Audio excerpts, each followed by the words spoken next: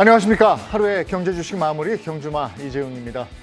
오늘 하루 어떠셨습니까? 그래도 지난 금요일 또 오늘까지 우리 장이 좀 올라줘서 그나마 산뜻하게 한 주를 시작하는 경주마입니다. 다행스러운 월요일 뭐 이렇게 얘기를 해야 될까요? 이게 언제까지 갈까라는 퀘스천은 있습니다만은 그래도 금요일과 오늘을 즐기면서 시작을 해보도록 하겠습니다. 오늘도 세 분의 기수 여러분들과 함께합니다. 어서 오세요. 안녕하세요. 네. 안녕하십니까. 자, 이슈 오늘 두 가지로 정리를 해놨습니다. 첫 번째 이슈 삼성전자 관련 얘기인데요. 3나노 파운드리 양산 계획 발표 소식도 있고 호재가 있었음에도 불구하고 오르긴 올랐는데 깔짝 올랐다 이런 평이던데요. 맞습니다. 사실 호재가 오늘 분명 섞여서 네. 오르긴 했습니다만 최근 파운드리 업계에서 삼성전자가 보이는 약간 뭐랄까요, 부정적인 시그널이 제일 큰 발목을 잡은 것 같아요. 우리나라뿐만 아니라 전 세계 파운드리 상위 10개 업체는 사실 지금같이 경기가 어려운 상황임에도 불구하고 매출액이 전부 오르고 있었습니다. 그런데 그 10개 업체 중에서 유일하게 파운드리 매출이 떨어진 반도체 회사 하나를 꼽으라면 삼성전자밖에 없어요. 어떻게 보면 파운드리라는 게 미래지향적인 점점 확장하는 시장 속에서 시장 점유율이 오히려 줄어들고 있다는 것은 당연히 삼성전자에 부정적인 주가 영향을 미친 것 같고요. 그러면 삼성전자가 이렇게 매출 자체가 줄어드는 상황에서 어느 쪽에서 매출 신장이 더 높아졌느냐 봤더니 중국계 파운드리 업체가 아주 비약적인 성장을 많이 한 것으로 확인됐습니다. SMIC하고 화롱그룹, 그다음에 넥스칩 등이 매출이 크게 올랐고요. 바로 이런 과정에서 삼성이 잡겠다라고 하는 TSMC하고의 매출 격차가 더 벌어져서 아마 힘을 끝까지 못 받은 것 같아요. 예, 그것도 그렇고 또 오를만 하면 던지는 물량들이 있어서 이런 것도 아닐까요? 삼성전자는 제가 항상 말씀드리는 부분이 이제 환율이랑 연계해서 보셔야 된다라고 말씀을 드리는데 지난주에 실제로 외국인이 순매도해서 가장 많이 판매한 업종이 이제 가장 판매한 기업이 삼성전자입니다. 그러니까 말 그대로 어떻게 보면은 환율에 따라 가지고 대한민국을 트레이드하는 과정에서 삼성전자는 가장 높은 비중을 차지하고 있으니까 이제 왔다 갔다 걸리는 부분이 좀 많다. 그래서 환율이 좋아지면은 삼성전자를 많이 살 수밖에 없고 환율이 안 좋아지면은 삼성전자를 던질 수밖에 없다. 이 부분이고요. 그다음에는 3나노 관련돼 가지고 계속 이제 주가랑 연계해 가지고 많은 분들이 설명을 하십니다. 뭐 로봇을 하니까 뭐 3나노를 하니까 이런 얘기를 하시는데 뭐 항상 말씀드리다시피 이마트에다가 샤넬백 갖다 놨다 해가지고 매출이 늘어나느냐? 아니 뭐 손님 좀 더 늘어날 수 있고 또 안 오던 손님이 오실 수는 있지만 그게 주가에 이렇게 큰 힘이 되기는 어렵다 정도로 보시는 게 좋을 것 같습니다. 그 강 작가님 보시기에는 어때요? 삼성전자가 다시 6만 전자 가는데 얼마나 걸릴 것 같아요? 아이고 그런 거는 전혀 모르겠고요. 예, 제가 전혀 관심 있는 종목이 아닙니다. 아? 삼성전자가 관심 종목이 아니라고요? 네, 전혀요. 대형주 원래 전반적으로 관심 별로 없어가지고요. 네. 그러면 소형주만 가지고 하시는 거예요? 소형주 비중이 굉장히 높습니다. 저 같은 경우. 그건 왜 그렇게 하세요? 그냥 기본적으로 네. 평균 수익을 계산해봐도 대형주와 소형주의 수익이 비교가 안 됩니다. 네, 최근 20년 동안 그 대형주, 우리가 이제 대형주는 200개 정도라고 보면은 그 200개 똑같은 금액을 투자해가지고 계속 이제 가지고 있었다 하면은 복리 9% 정도 벌고요. 소형주가 40%가 넘습니다. 놀랍게도. 네. 그래요? 중소형주를 선호하신다? 네. 이걸 어떻게 분석하고 어떻게 접근해야 되는지는 잠시 후에 저희가 본격적으로 알아보도록 하겠습니다. 그리고 지금 반도체 특위 출범을 한 상태잖아요. 반도체 특위의 위원장이 보니까 삼성전자 출신의 양향자 의원이에요.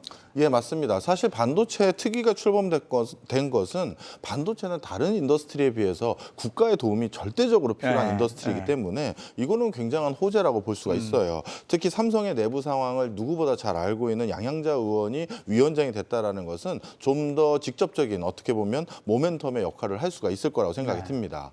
우리가 삼성전자와 많이 비교하는 회사가 TSMC인데요. TSMC도 엄밀히 말하면 대만 정부가 주도해서 설립한 회사라고 봐야 되거든요. 이처럼 반도체라는 건 정말 어마어마한 투자가 들어가고 그런 투자를 많은 기업인들은 주저하게 마련인데 그 주저된 여러 가지 리스크 요인을 정부가 일정 부분 분담해 주거나 아니면 산업 생태계 속에서 안정적으로 성장할 수 있게끔 만들어주는 것은 그 해당 기업들이 조금 더 적극적인 투자를 모색할 수 있는 중요한 요인이 됩니다. 하나만 더 말씀드리면 요즘 삼성이 이제 앞으로 더더욱 관심을 둬야 되는 건 자동차 관련 만한 반도체 부분인데요. 이런 것들에 대해서 과감한 신규 투자를 하기 위한 모멘텀 역시 정부가 환경을 만들어주고 인력을 육성해야 되기 때문에 저는 이거는 굉장히 좋은 시그널이다 이렇게 봅니다.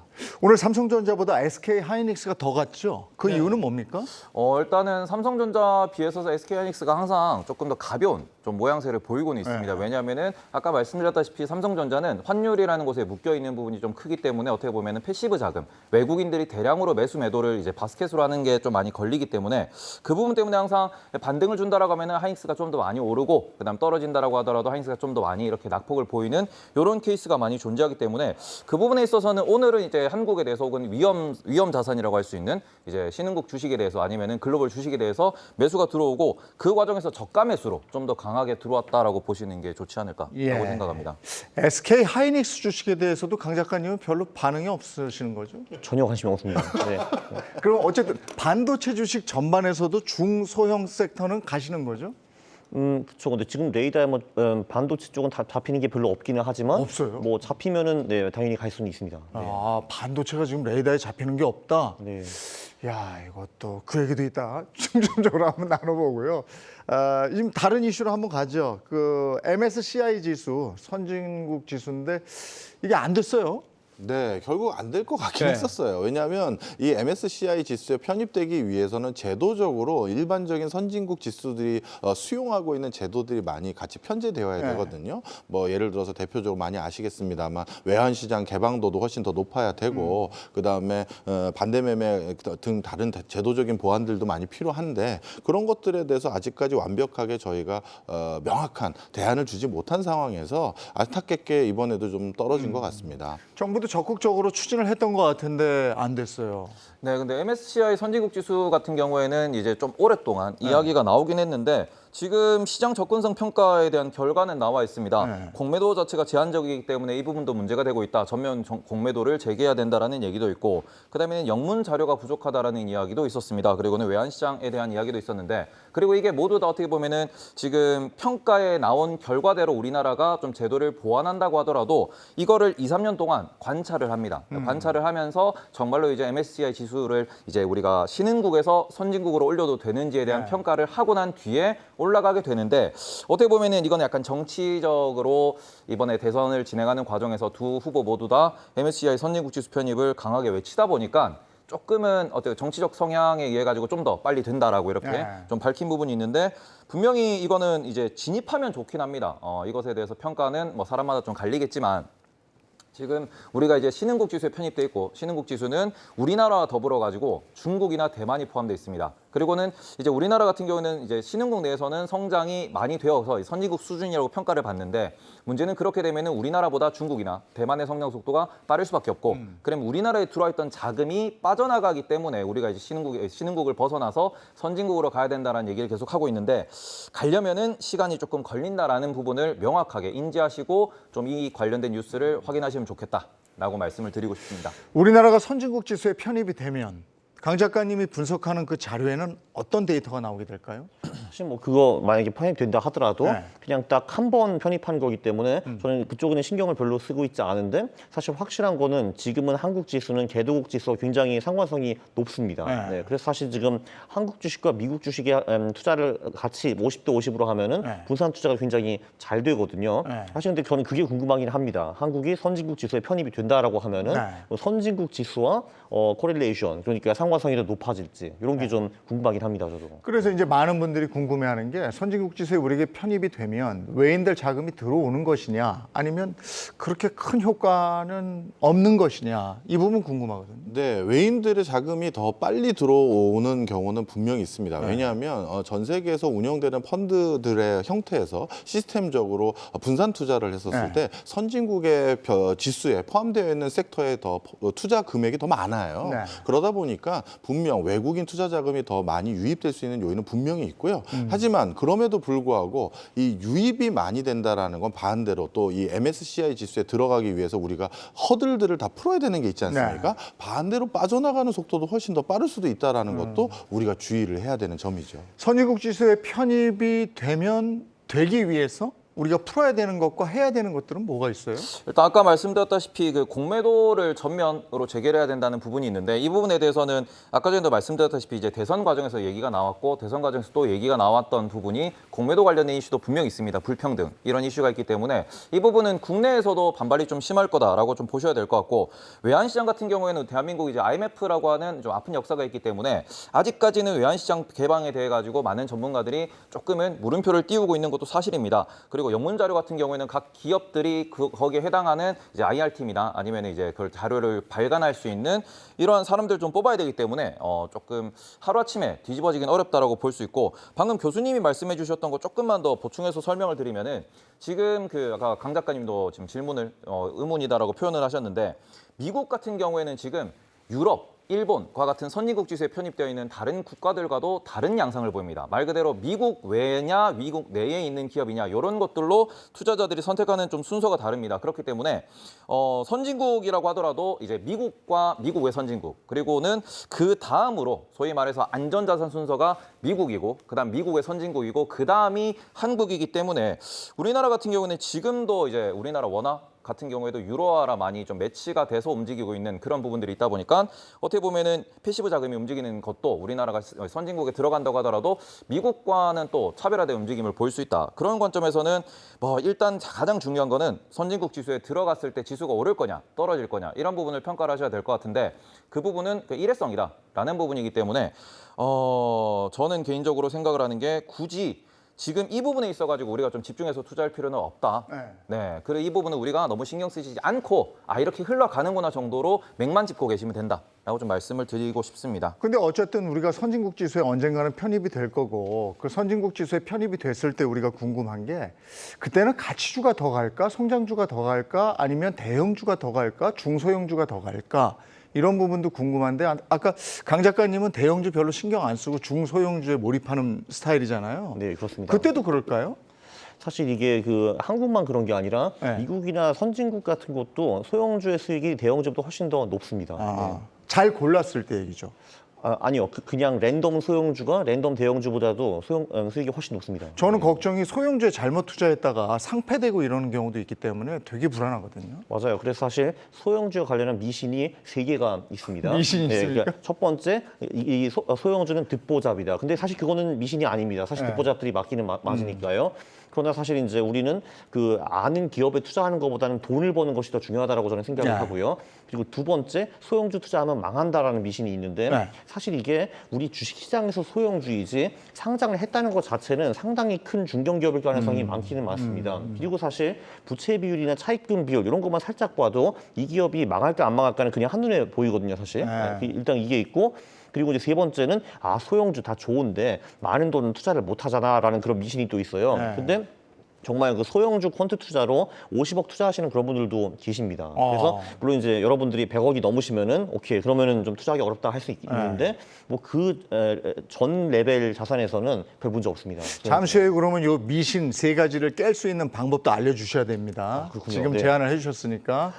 자, 이번에는 오늘 그 매수 동향을 한번 보겠습니다. 저는 오전장을 보고요. 개인이 사고 외인이 빠지더라고요. 그래서 사실은 오늘 좀 오를 거는 같은데 저는 더 이상 안 하고 그냥 접고 제일 봤거든요. 근데 나중에 보니까 외인이 많이 샀고 개인은 좀 빠졌고 막 이랬어요. 근데 더 분석을 해봤더니 MSCI 지수 편입 실패 보도 이후에 외인 물량이 들어왔다 이렇게 돼 있는데 이건 또 왜 이러는 겁니까? 외인이 요즘 분위기가 조금씩 바뀌어가고 있는 건 사실입니다. 네. 이건 MSCI 지수 관련한 결과치보다는 오히려 지금 전 세계적으로 변화되는 흐름이 조금씩 반영되는 게 아닌가 이렇게 생각이 드는데요. 러시아 우크라이나 사태에 대해서 유럽의 다른 정치 지도자들이 조금 더 수동적이고 소극적이고 전쟁이 빨리 끝날 것 같은 끝나기를 희망하는 기조의 발언들을 많이 해가고 있는 상황입니다. 그러다 보면 전쟁에 대한 어느 정도 소강 상태라든가 다시 경제가 다시 활발하게 움직일 수 있는 모멘텀들이 일어날 시기가 생각보다 머지 않았다라는 움직임들도 있어요. 그래서 이번이 정말 바닥이라서 그런 것이 아니라 이 정도 떨어졌었을 때는 분할 매수로 일부 들어갈 만한 충분한 어떻게 보면 지표상의 변화들이 있기 때문에 그런 흐름들이 조금 반영된 것 같습니다. 그럼 이제 우리가 여기서 궁금한 것이 외인들이 오늘을 시작으로 해서 계속 들어올 것이냐 아니면 오늘 들어오고 마는 것이냐 이 부분도 궁금한데 환율을 보라고 그때 말씀하셨잖아요. 근데 환율 보니까 아직 1280원 고공행진하고 있어요. 그러면 반짝 들어오는 거 아닌가 이런 우려가 있거든요. 근데 지금 환율에 대해서 계속 반복적으로 말씀드린 이유가 뭐냐 그러면은 원화만 약세가 아니고 달러 대비 모든 통화가 약세입니다. 그래요. 지금 이 분위기는 뭐냐 그러면은 모든 투자자가 불안하기 때문에 미국 달러를 보유하려고 하고 그리고는 미국 채권을 보유하려고 하고 달러 대비 자산, 달러 표시 자산을 매수하려고 한다. 그리고는 이게 조금 풀려야 이런 분위기가 돌아서야 달러 외의 자산으로도 눈을 돌릴 수 있다라고 하는 겁니다. 말 그대로 지금 아주 급한 상황이기 때문에 너무 배가 아파서 화장실을 가야 되면 화장실밖에 안 보여요. 그리고 화장실을 갔다가 어느 정도 내가 속이 편안해져야 주변이 보입니다. 그런 것처럼 좀 주변을 바라보는 관점에서 환율이 돌아서야 우리나라에 대한 매수도 들어올 수 있고 그다음에는 뭐 유럽도 살 것이고 일본도 살 것이고 좀 시장 분위기가 돌아서고 미국 주식도 올라갈 수 있으면서 장 분위기가 돌아선다라는 건데 그런 관점에서 지금 반짝이라고 하셨는데 아직까지 우리는 불확실성이 해결된 게 아무것도 없습니다. 방금 교수님이 얘기해 주셨던 전쟁도 그렇고 그다음에는 미국에서 긴축을 한다 그랬는데 일단은 지난주 금요일 날 미국에서 지표가 하나 발표가 됐습니다. 그게 이제 우리가 소비자 말고 우리가 기대 인플레라고 부르는 건데 기대 인플레 같은 경우에는 예상치보다 0.1% 낮게 나왔어요. 5.4가 예상이었고 5.3이 나왔다. 이게 조금 꺾이고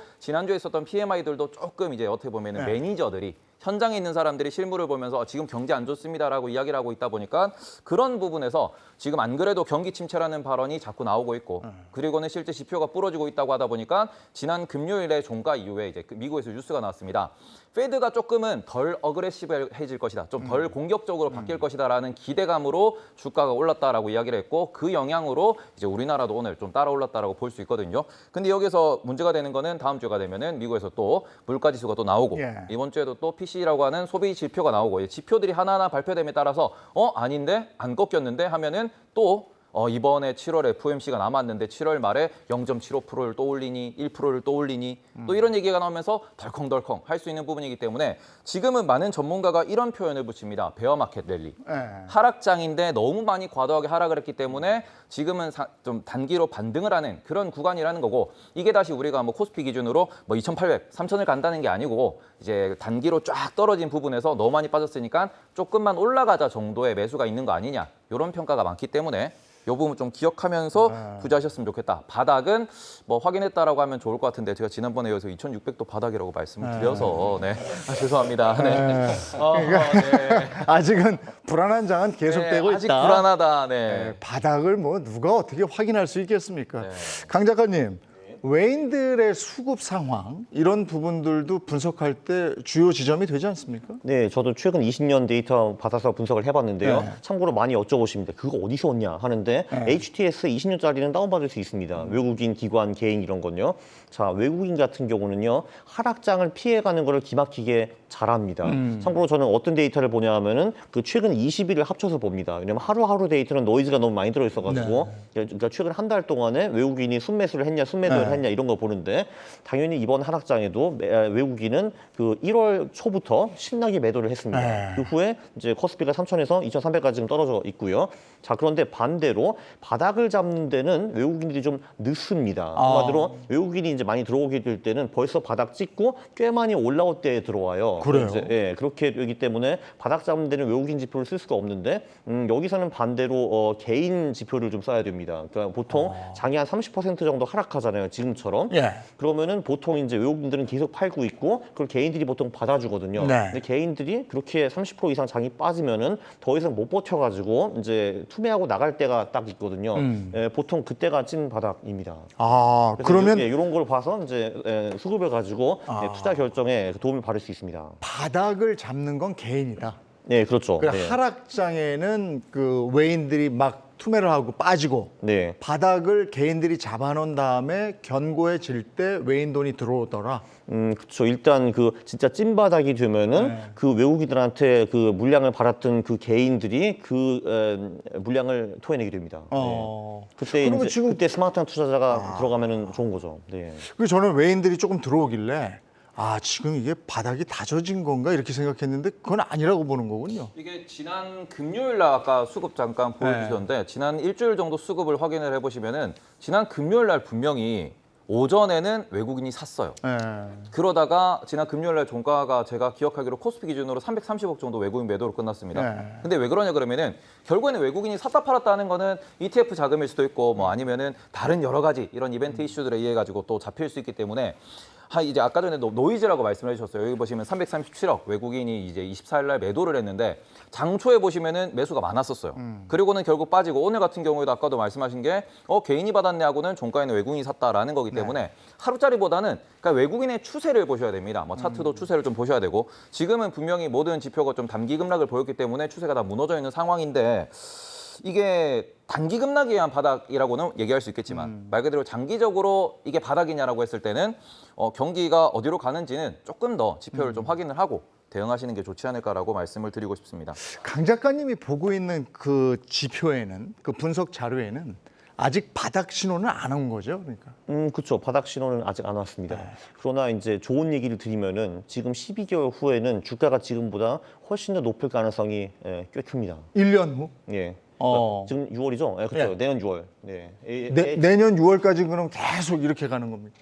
아니요. 내년 6월은 지금보다 지수가 아마 훨씬 더 높을 겁니다. 아, 훨씬 더. 네. 어느 정도까지 예상하세요? 뭐 30%, 50% 정도는 충분히 오를 것 같고요. 아, 그럼 네네. 지금 빠진 만큼 오르는 건데, 그죠? 근데 이제 문제는 지금 이제 여기서 또 내려갔다가 거기서 올라갈 수도 있어요. 아. 네. 그러니까 지금이 바닥이라는 징조는 아직 없습니다. 네. 아, 한 번 더 꺾일 수가 있으니까 네, 그렇죠. 그거는 모른다. 만약에 지금 제가 이제 주식을 딱 사놓고 네. 12개월 동안 수면제 먹고 딱 깨면은 아마 지금보다 훨씬 더 높아 있을 텐데 근데 제가 그걸 못 하기 때문에 지금 이제 좀 쭉 내려갔다 다시 올라갈 수 있어요. 그걸 네. 개인 투자자가 못 해요. 아, 그럼요. 네. 아니, 그런 그럼 여기 수면제가 계신 없더라고요, 그게. 전문가들도 네네. 못 맞추는데.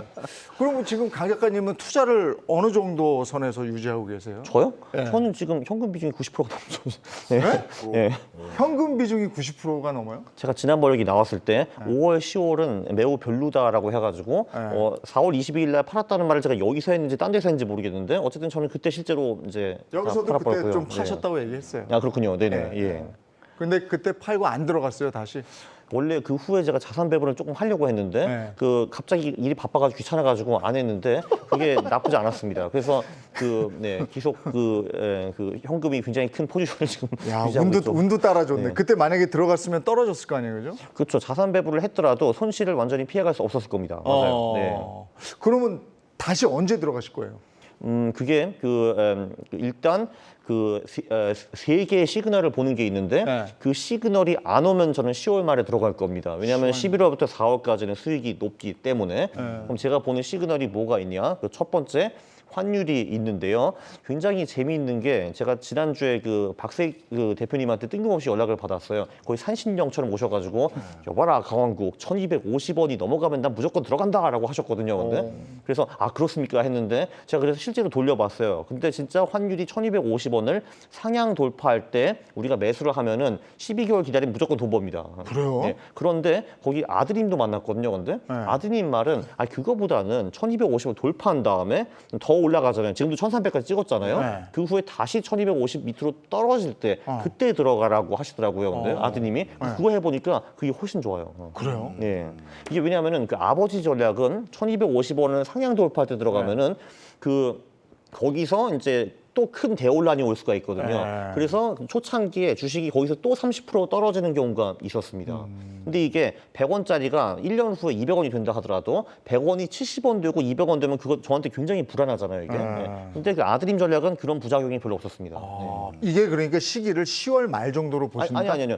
이게 환율이 1300, 1400 찍었다가 네. 다시 1250원으로 떨어질 때 들어가는 그때. 그 타이밍이 상당히 좋고 아. 두 번째는 제가 이미 말씀을 드렸습니다. 그 개인들이 더 이상 못 버티고 이제 투매하고 나갈 때가 하나의 타이밍이고 세 번째는 빅스라는 그 변동성 지표 있지 않습니까? 얘가 40을 뚫으면은 그러면 상당히 불안하다는 겁니다. 금융시장이. 근데 그때 들어가는 게 아니라 한 달 기다렸다가 들어가는 거. 그게 세 개 지표입니다. 이 세 개 지표 중에서 아직도 현실화된 게 아무것도 없기 때문에 그리고 미래에 현실화 될지 안 될지 저도 당연히 알 수가 없는 거죠. 그래서 안 된다 하면 저는 10월 말에 들어갈 거고 이 세 개 지표 중에서 이제 뭔가 현실화 된다 하면은 이제 자금을 좀 넣을 겁니다. 이 세 개 지표가 완성이 안 됐는데도 10월 말이면 들어가야 되겠다고 결심한 이유는 뭡니까? 왜냐하면 11월, 4월에 역사적으로 주식 수익률이 압도적으로 높습니다. 11월에서 4월까지가. 네, 한국 같은 경우는 그냥 지금 코스피가 생긴 지 42년이 됐잖아요. 1980년부터 네. 11월, 4월에 투자를 하고 5월, 10월에 개점 휴업을 한 것이 1년 내내 투자하는 것보다 수익이 더 높아요.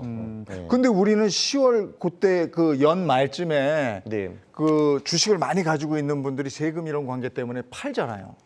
그러다가 보통 다시 1월에 되사는 경우가 많습니다. 아, 그래서 4월까지 보는구나. 네, 그래서 이제 코스닥 같은 경우는 특히 그 12월 마지막 주와 1월 초에 수익률이 굉장히 높고요. 네. 그것도 사실 성률 90%짜리 전략인데 올해 안 통했습니다. 그게. 네. 네. 그럼 방금 매년 통하진 않아요. 네. 방금 말씀하신 세 가지 지표가 다 맞아 떨어졌을 때 들어간다라는 그 분야가 소형주들을 말씀하시는 거예요? 코스피나 이런 지수를 그렇죠. 말하는 거예요. 그러니까 그 제가 백테스트 한 거는 코스피 이기는 맞는데 예. 당연히 그럴 때 소형주들은 코스피도 훨씬 더 많이 오를 겁니다. 네, 그렇죠. 소형주를 잘 고른다면 코스피 지수보다 훨씬 더 많은 이익을 얻을 수 있다. 그렇죠. 그러면 그 이제, 시기에. 그러면 이제 잘 고른다는 것이 무엇인가에 대해서 얘기를 해봐야 되는데 네. 그 전반적으로 그 성장주 또는 가치주 또는 성장 가치주 그 세 개가 다 괜찮습니다. 여기서 성장주라는 거는 네. 매출액, 영업이익, 순이익 이런 것들이 많이 증가하는 기업들이고 네. 저평가주들은 뭐 우리가 잘 아는 퍼나 PBR, 뭐 PCR, PSR 이런 지표들이 좋은 기업들이고 네, 그리고 성장 가치는 그 두 개가 다 괜찮은 기업들. 네. 네. 그런 소형주들이 이럴 때뿐만이 아니라 그냥 전반적으로 다 좋습니다. 네. 그러면 이제 섹터별로 우리가 왜 그런 거 있잖아요. 2차 전지니 뭐 자동차 뭐 자율주행 이런 거 있을 때 그 주식을 대표하는 대형주보다는 그걸 뒷받침하는 중소형주에 투자하는 게 낫다고 보시는 거다 이거죠? 만약에 그 중소형주가 영업이익과 매출액과 순이익이 많이 올랐다 이번 분기에 하면은 그런 기업들을 들어가는 게 대부분 훨씬 낫습니다. 네. 네, 알겠습니다. 조금 이따가 더 이 부분 집중적으로 질문을 해보도록 하고요. 코로나 팬데믹 뭐 우리 경제 거시경제에 대한 얘기를 좀 잠깐만 나눌게요. 코로나 끝나면은 경기 산다고 우리가 한참 얘기했었잖아요. 코로나는 지금 택시도 안 잡히고 저녁 때 이러는 거 보니까 사람들 많이 나와 있고 코로나는 뭐 이렇게 다 아직은 끝난 건 아닙니다만은 그냥 지나가고 있는 것 같은데 경제는 왜 이렇게 안 좋습니까? 예, 제일 큰 이유는 역시 물가입니다. 그리고 사실 물가는 어찌 보면 지금부터 또 한 번의 큰 홍역이 기다리고 있거든요. 이제 지금까지는 물가 상승률의 가장 큰 기여도가 높았던 파트는 석유류에 해당되는데요. 문제는 지금부터 본격적으로 오를 것 같은 농축수산물 때문에 더 큰 물가 상승의 압박을 받을 것으로 전망이 됩니다. 특히 석유류와 우리 곡물류는 수출 환경이 전혀 다른데요. 대표적으로 전 세계에는 우리가 생각한 것보다 산유국이라고 불릴 수 있는 나라가 너무나도 많아요. 네. 쉽게 말씀드리면 석유는 많은 나라가 캐서 그리고 그 많은 나라들은 자국이 캐낸 석유의 대부분의 국가는 90% 이상을 해외 수출하기 위해서 석유를 캔다 해도 과언이 아닙니다. 근데 곡물류는 또 상황이 전혀 다른데요. 전 세계 5대 메이저 곡물류 같은 경우 5개 국가가 전체 생산량의 4분의 3을 생산하고 있어요. 그러니까 굉장히 제한된 국가가 대부분의 수급을 조종하고요. 그리고 그 5개 국가는 그러면 생산한 것들의 대부분을 수출하기 위해서 생산하느냐? 그게 아니라 대부분은 내부에서 소비하고 잉여로 남는 15%에서 25% 가까이 정도만 해외에 수출을 합니다. 그런데 올해 그 대표적인 곡물 수출 국가 중에 2곳이 지금 전쟁 중에 있을 뿐만 아니라 게다가 더 큰 악재가 인도라든가 기타 곡물 수급에 중요한 키 역할을 하는 국가들이 올해 이상기후 현상 때문에 작황 상황이 더욱더 안 좋아지고 있어요. 그러다 보니까 에그플레이션 같은 경우는 한 번 유발되고 나면 이게 진짜 잡히는데 통상적으로 2년 가까이 걸리거든요. 그렇다면 지금 경기 인상, 경기가 좋아지는 거에 가장 큰 발목 잡고 있는 건 물가인데 물가가 지금 또 한 가지 악재가 터지기 직전이다 보니 저도 그렇게 미래를 낙관적으로 보지만은 못하고 있습니다. 어쨌든 코로나가 불러온 경제 생태계의 변화 이게 정말 상당한데 이때 이제 물량을 많이 쏟아부었잖아요. 코로나 때. 그 물량이 줄어들면서 전 세계가 요동을 치는 거잖아요. 근데 지금 어떻게 보면은 많은 경제학자들이 이렇게 평가를 합니다. 미국에서 너무 돈을 많이 풀었다. 유럽에서도 돈을 많이 풀었고 전 세계에서 돈을 많이 풀면서 그런 돈들이 지금 자산시장의 버블을 만들었고 네. 그다음에 그런 자산시장의 버블이 전쟁이라는 도화선을 통해 가지고 전 세계 인플레이션이라고 하는 아주 좀 슈퍼 인플레이션, 하이퍼 인플레이션 이런 얘기가 어울릴 만큼 이제 급격한 가격의 인상을 이끌고 있다 이런 이야기도 나오고 있는데 지금 이 부분에 대해 가지고는 아까 전에 말씀해 주셨지만 지난 5년, 10년 동안 꾸준하게 농작물 작황은 안 좋아지고 있었습니다. 가뭄이 이제 점점 심해지고 기후 변화라는 문제는 꾸준히 문제가 되어 왔었는데 이 트리거가 됐던 거 말 그대로 그 이제 가격을 막 이렇게 끌어올리는 트리거가 된 게 지금 전쟁이고 이게 해결될 기미를 보이지 않는 상황이고 그다음에 곡물은 조금 더 문제가 되는 게 얘는 1년에 한 번씩 계속 이렇게 좀 우리가 농사를 짓고 그다음에 다모작을 한다 그래도 1년에 두세 번만 우리가 수확이 가능합니다. 예를 들어서 구리 같은 경우나 뭐 니켈 같은 경우에는 광산을 새로 찾으면은 거기에서 생산이 다시 플러스 돼가지고 생산이 꾸준히 뭐 지속적으로 나올 수 있고 원유 같은 경우에도 이제 수도꼭지만 꼽으면은 알아서 이제 우리가 좀 펌핑된다라고 볼 수 있는데 이 과정에서 곡물은 시간이 필요한 친구들이거든요. 그래서 이 부분 때문에 조금 더 이제 어떻게 보면 우리가 경제가 안 좋다라는 거는 일반 서민들이 느끼는 이제 경기가 안 좋다라고 볼 수 있는 거고 우리가 필수적으로 소비해야 되는 먹거리 문제가 있기 때문에 좀 문제가 있는 거고 이 부분을 주식시장이랑 또 이렇게 연계해서 생각을 해보면 주식시장은 작년이랑 재작년에 워낙 많이 올랐고 이제 그 부분이 있어가지고 지금 그 어떻게 보면 부작용을 잡겠다 혹은 버블을 잡겠다고 이제 돈을 막 쏟아붓던 주체들이 돈을 줄이겠다라고 하는 긴축을 하겠다라고 하다 보니까 요 관점에서 주식시장은 빠지고 있고 그리고는 곡물 가격이 오르고 라면 가격이 오르니까 사는 건 또 힘들어 보이고 좀 이런 것들이 여러 가지가 얽혀 있는 복잡한 분위기다라고 생각하시는 게 맞을 것 같습니다. 혹시 그 강 작가님 보는 데이터에 이 부의 이동이라고 그래서 이 서양을 중심으로 한 부가 이제 동양 쪽으로 움직이는 그런 모양새는 없습니까? 네, 그렇게 볼 수 있고요. 왜냐하면 이게 사실 주식시장이라는 게 선진국 장세가 있고 개발도서국 장세가 있습니다. 예. 그게 보통 한 번 시작하면 보통 한 7에서 11년, 12년 정도 가고요. 네. 네, 지금 선진국 장세가 시작된 게 2011년 정도입니다. 그래서 벌써 한 11년 정도 되었고요. 그래서 다시 체인지 할 때가 되기는 되었습니다. 네. 그리고 경제 쪽에서 한마디만 하면은 사실 이게 사람들이 그 매크로 경제 이쪽에 관심이 되게 많은데 네. 사실 안타깝게도 경제가 가격을 예측을 하는 게 아니라 가격이 경제를 예측을 하는 겁니다. 그래서 사실 저는 그 말은 분명히 할 수 있습니다. 그 하반기에는 경제가 지금보다 훨씬 더 안 좋아질 겁니다. 그 이유는 왜냐하면은 주시장이 막 빠지고 있으니까. 네. 그게 한마디로 주시장 이미 압니다. 경제가 안 좋아질 거라고. 선행했다 하반기에. 이거죠. 그렇죠. 네, 그래서 사실 이게 다시 들어갈 때도 중요한 건데. 지금 경기가 진짜 안 좋으니까 주식은 오를 수 없어라는 것도 아닙니다. 보통 진짜 경제가 안 좋을 때 그때부터 주식이 올라가기 시작하고요. 그때 막 사람들이 이게 베어마켓 랠리야라고 말을 하는데 보통은 아닙니다. 왜냐하면은 주식시장은 벌써 6개월, 12개월 앞을 바라보고 있거든요. 네. 근데 이렇게 중국장, 아까 동양을 제가 얘기했기 때문에 중국장은 기왕에 떨어지고 있었고 지금 미국장 떨어지고 이럴 때 중국장은 올라요. 네. 홍콩 증시도 오르더라고요. 그럼 그거는 뭘 봐야 됩니까 우리가? 그거는 반년 후에 미국 경제는 지금보다 훨씬 더 안 좋고 중국 경제는 꽤 괜찮을 거라는 얘기입니다. 아, 네. 그걸 선행했다고 보는 그렇죠. 거예요. 그거 선행하는 거죠. 어. 근데 일단 근데 이 선진국과 개도국 장세가 오른지에 설명을 드리면은 사실 이게 밸류에이션 탓입니다. 사실 물론 이제 보통은 선진국 지수, 선진국 주식들이 밸류에이션이 개도국보다 조금 더 높은 건 맞거든요.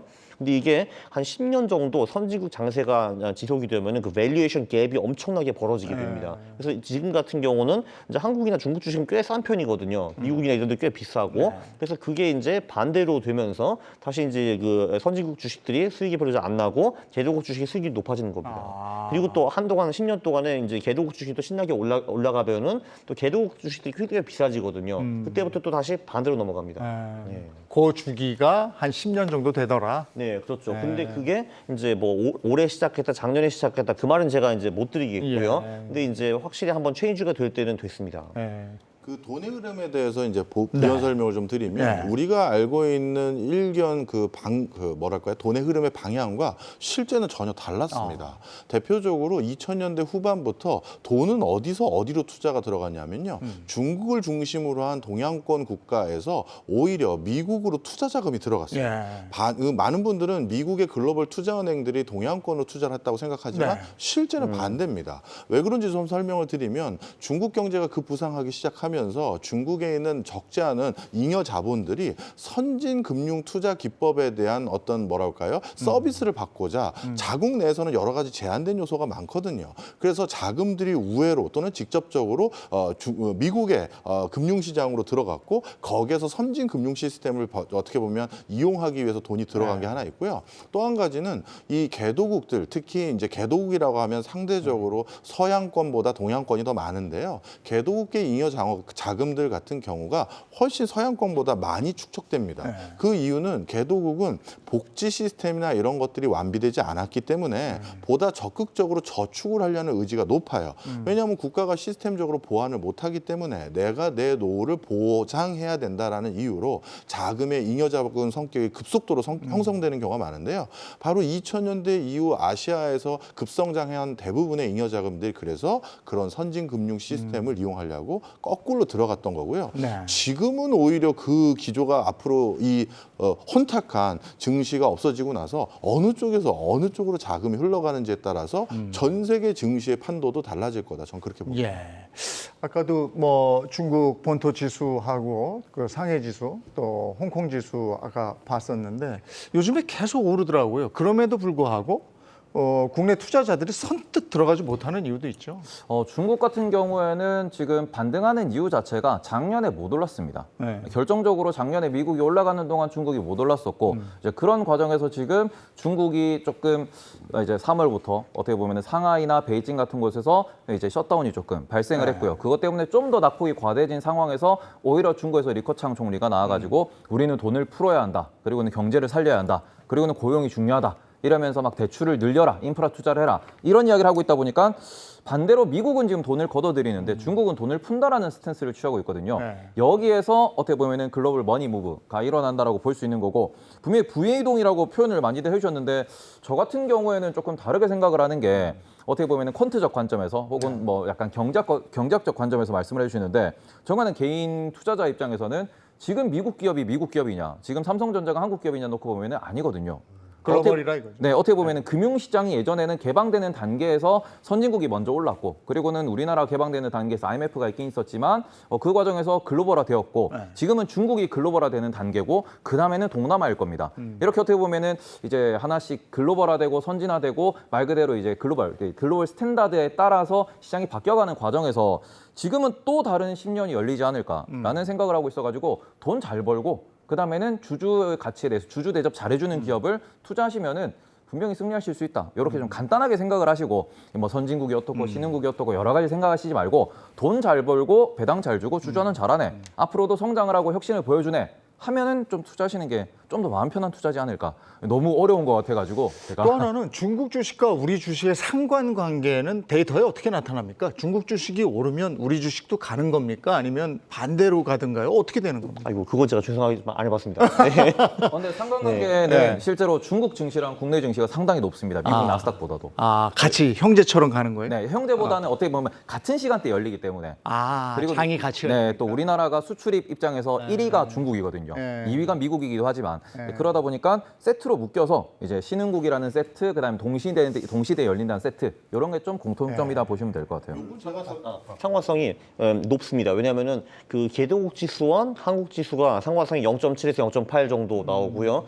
당연히 중국도 그 정도 될 거니까요. 개도국 지수에서 가장 개도국 큰 지수 거니까. 전체로 봤을 때. 그래서 유추해 보면은 높을 수밖에 없습니다. 네. 네, 퀀트적인 발언이시고요. 네. 저는 이제 경제적인 관점에서 말씀드리면 중국과 우리나라는 역할 분담이 분명히 돼 있었습니다. 우리나라에서 반도체, 디스플레이, 배터리 등의 중간재를 생산하면 그게 중국으로 수출돼서 완성품으로 돼서 전 세계에 팔렸거든요. 그래서 해외 기관 투자자들 같은 경우는 우리나라의 기업들의 주요 기업들의 어떻게 보면 실적 발표가 있기 전에 중국 기업들의 실적 발표를 보면 어느 정도 예측이 가능한 부분이 있었어요. 네. 그것은 상당히 두 국가의 증시가 같이 동조화됐다라는 걸 반증하는 것이고요. 그런데 지금은 왜 우리 증시는 이런데 중국이 올라가냐? 중국은 내수에 지금 중국의 내수 시장은 자동차, 부동산 이 두 개가 큰 축이 돼서 움직이는데 지금 부동산이 진짜 앞날이 안 보일 정도로 많이 어려운 상황입니다. 그런 과정에서 경기를 부양하기 위한 행보가 있기 때문에 주가는 당연히 거기에 대한 것도 반영이 된 부분이 있죠. 네.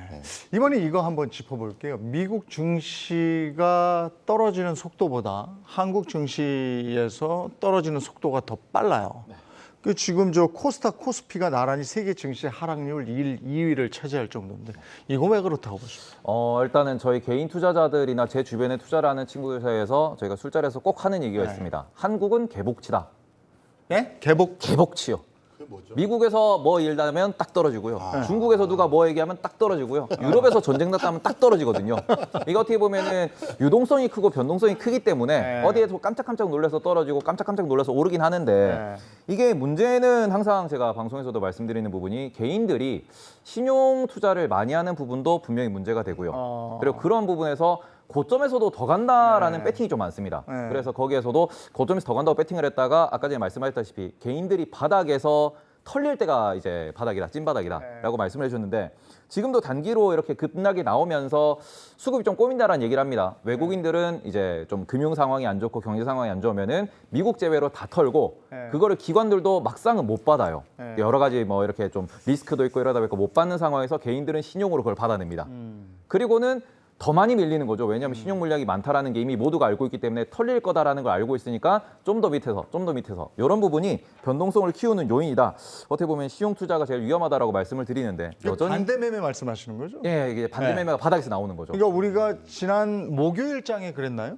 금요일이었습니다. 목요일장이 하락을 하면서 금요일 초에 저도 깜짝 놀란 게 금요일 초반장에 네, 제가 시작하자마자 네, 제 그 방송 제 그 아프리카 TV 방송에 이게 스크린샷을 올려놨어요. 뭐냐 그러면 코스닥이 9시 8시 40분에 이제 동시호가 전에 딱 나올 때 호가가 처음에 코스닥이 마이너스 11%가 찍혀 있는 거예요. 지수가.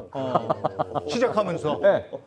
코스피가 마이너스 3점 몇 프로고 코스닥이 마이너스 11점 몇 프로라서 그러면 금요일이 극적인 반등이네. 네, 그날 너무 깜짝 놀라서 반대 매매가 너무 많이 털리고 바닥을 찍고 야 하고는 올라가더라고요. 그냥 플러스 5% 갔잖아요. 네. 코스닥이 그러니까 그날 하루 만에 처음부터 이렇게 보시면은 말 그대로 이제 호가 전이니까 거래 전이니까 그거는 뭐 큰 의미는 없지만 그 나라로 움직인 게 16%, 17%가 움직였다는 소리입니다. 그러니까 우리는 그런 걸 잘 모르는 사람 입장에서는요 공포 투매가 일어난 줄 알았어요. 그러니까 아까 그러셨잖아요. 개인이 던질 때 들어가서 이제 버는 거다 이러셨는데 그런 게 있는 줄 알았더니 그게 반대 매매였단 말이에요. 네, 어떻게 보면은 이제 그 전날 이제 담보 비율이라 그러죠. 그걸 못 맞춰가지고 전화를 이제 다 돌리시는데 전화 받고 이런 분들 그리고는 단기로 미수 쓰신 분들 올라가겠지 하고 미수로 이렇게 들어갔다가 쭉쭉쭉 밀리니까 그 전에 이틀 동안 뭐 4%씩 이렇게 밀려버려가지고 그러면서 반대 매매가 크게 터지고는 금요일로 올랐는데 일단 이 부분이 우리나라 시장의 이제 변동성으로도 작용을 하는 거고 유동성으로도 작용을 하는 거지만 반대로 생각을 하면은 이게 너무 주식시장을 가볍게 여기고 접근하는 분들이 많기 때문에 제발 이 방송을 보시는 분들은 신용을 안 쓰시면은 그럴 때도 크게 안 털립니다. 크게 손실이 안 납니다. 왜냐하면 바로 V자로 올라오니까. 근데 그럴 때 조금 욕심내가지고 더 안 빠지겠지 하고 신용을 쓰시면은 이제 진짜 바닥으로 이제 찍고 올라가는 케이스에서 많이 털린다라는 점 기억을 좀 해줬으면 이게 좋겠습니다. B2 신용 거래가 그 내 주식 내가 산 종목이 오를 수 있다는 신념이 있을 때 하는 거잖아요. 근데 지금 같은 장에서 어떻게 이런 걸 이렇게 많이 썼을까요? 어떻게 보면은 워낙 많이 빠졌기 때문에 제가 맨날 말씀드릴 때 이 부분은 꼭 주의하셨으면 좋겠다라고 말씀을 드리는데 본인이 주식을 샀다거나 아니면 본인이 주식을 처음 진입할 때 진입의 이유가 항상 이 기업의 뭐 미래를 보던가 아니면 이 기업의 실적을 보던가 아니면 이 기업의 뭐 주주환원, 배당 이런 거 여러 가지를 보고 들어가셔야 되는데 개인 투자자가 가장 먼저 판단하는 게 차트입니다. 고점에서 얼마가 빠졌으니까 사도 돼.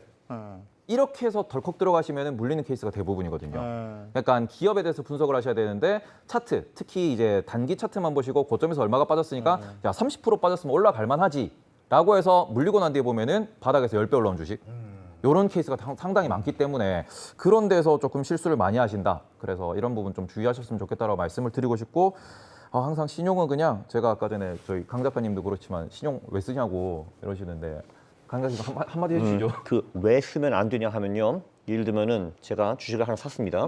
첫 번째 주식은 40%를 벌었어요. 그다음에 그걸 팔고 두 번째 주식을 샀는데 20% 손실이 났습니다. 자, 그럼 얼마 번 거죠, 우리가? 20%? 아닙니다. 정확히 보면 100원이 140원이 됐다가 그거에 0.8을 곱해야 돼요. 그럼 우리가 12%를 번 겁니다. 착시구나. 그러니까 우린 그렇죠. 단순히 계산해서 40% 먹고 네. 20% 떨어졌으니까 20 먹었다고 생각하는데 그렇죠. 근데 그거보다 훨씬 덜 벌었죠. 자, 근데 그럼 여기다가 3배의 레버리지를 걸어 보겠습니다. 그럼 첫 번째 주식은 120% 먹었을 거 아니에요? 그 다음에 그거를 팔고 두 번째 주식을 사면은 60% 손실이 발생합니다. 그죠? 그러면은 우리는 총 몇 프로를 먹은 겁니까?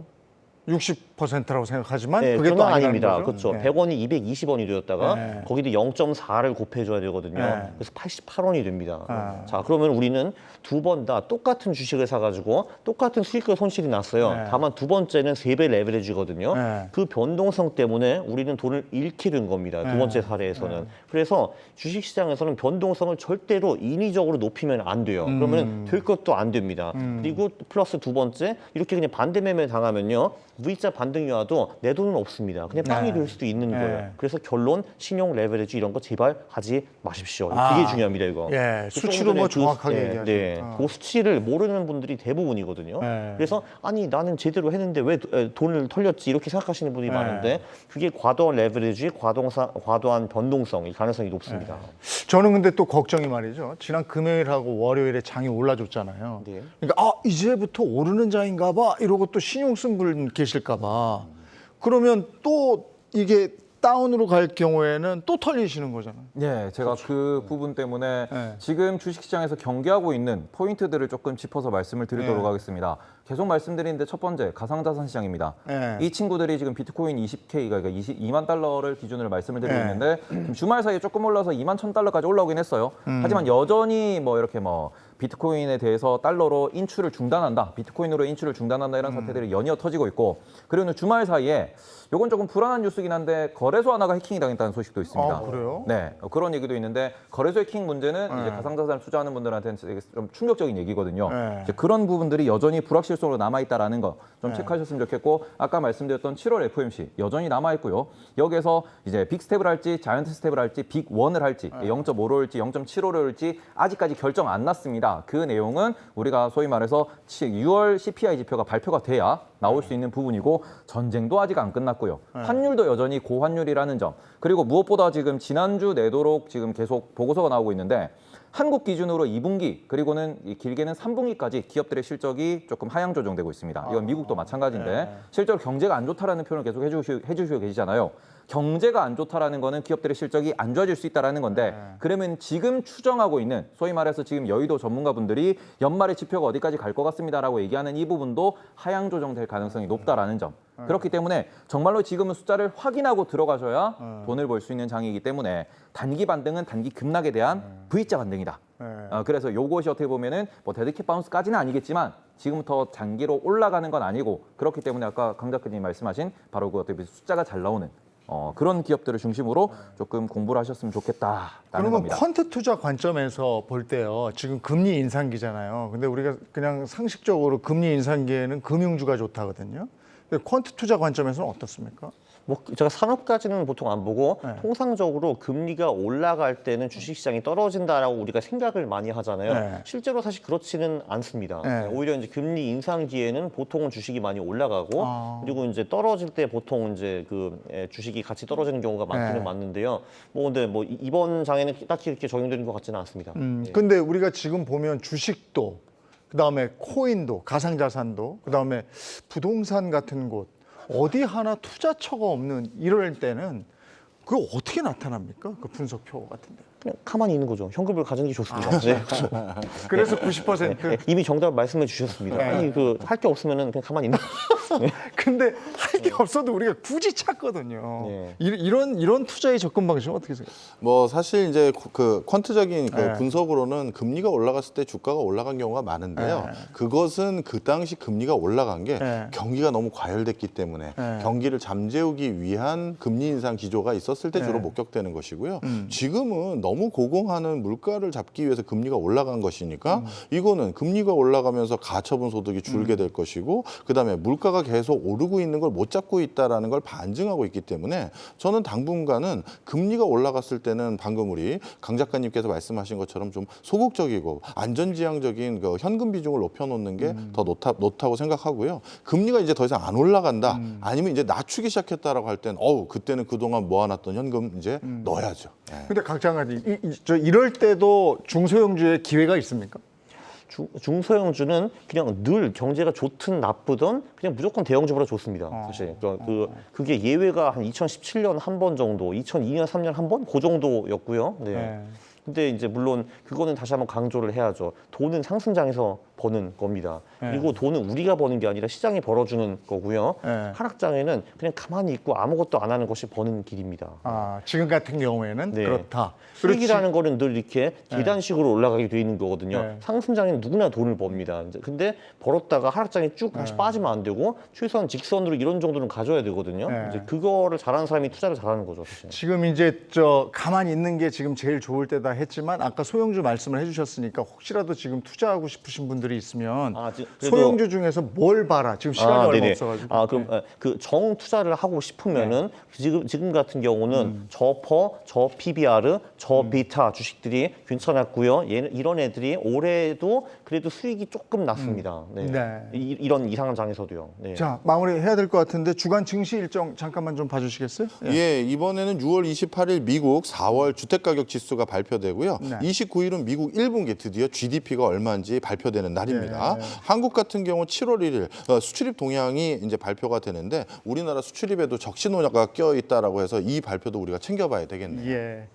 자, 금요일 오늘 산뜻하게 그래도 빨간불이 보여줘서 기분 좋게는 출발을 하고 있습니다만은 불안정성은 계속되고 있으니까요. 조심조심 투자 계획 세우시기 바랍니다. 저희 경주마에서도 늘 그 정보 알려드릴 테니까요. 늘 함께 해주시면 성투에 도움이 되실 겁니다. 오늘 여기까지 해야 되겠네요. 고맙습니다.